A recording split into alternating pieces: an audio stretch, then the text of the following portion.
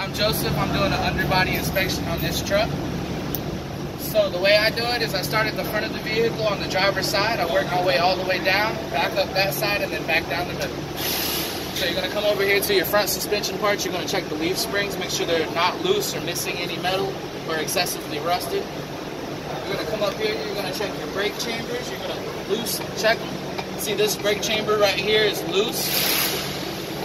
That's something you would cite on your PMI. You're going to check this cross member here, check for wobble, make sure it's not wobbling. Next thing you're going to do is you're going to take this tie rod tube and turn it. And as you can see that there's play, that's bad.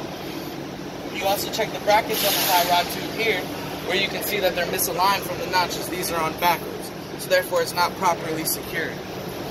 You're going to continue to go down this side of the vehicle, checking everything, making sure wiring harnesses aren't loose. Continue to come back. You're going to check these things. These are your primary and secondary air tanks. You have to have an air release on both of them. As you can see, this one's missing. That's a DOT regulation right there. You're also going to check your air dryer and make sure that it's not loose. As you can see, this one is loose. That's something you would tell your customer as well. You're going to continue to come down this side of the vehicle, checking the frame for excessive rust or cracks or anything like that. Again, you're going to check your springs back here, check your bolts, make sure they're not missing or loose. You're going to shake your brake chambers, brake lines, and all that. Make sure nothing's rubbing or anything like that. Come back here, check the airbags for leaks. Shake all this. As you can see, you have a leveling sensor that is loose, which it would not accurately record the ride height of the vehicle, and it would not just accordingly. Come to the back of the vehicle, where you can see a missing brake light. You would cite that. Now we start on this back side of the vehicle, like I said earlier. You go back on this side, doing the same thing. Check chambers, springs. That's something I would cite. Continue to go back down this side of the vehicle. Get to the fuel tank, check for punctures, cracks, or leaks.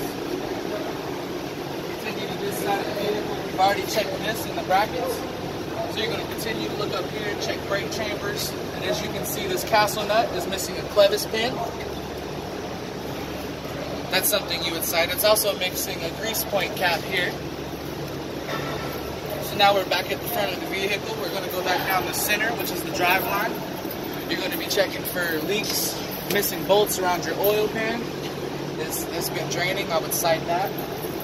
You're going to come back down towards the back of the drive line. You're going to check the grease point, make sure it's not leaking. Check the bolts on the bell housing. You would usually put a wrench on them. As you can see, this bell housing bolt's loose. With that bolt being loose, it can cause the entire bell housing to twist, ruining your throw-out area. You're going to come back to the rest of the drive line, reach up, shake U-joints. As you can see, this U-joint bolt is loose. There's excessive play. That's bad. Continue to go back towards the back of the drive shaft, towards the differential. Reach up, pull on it. Turn it. Check bolts.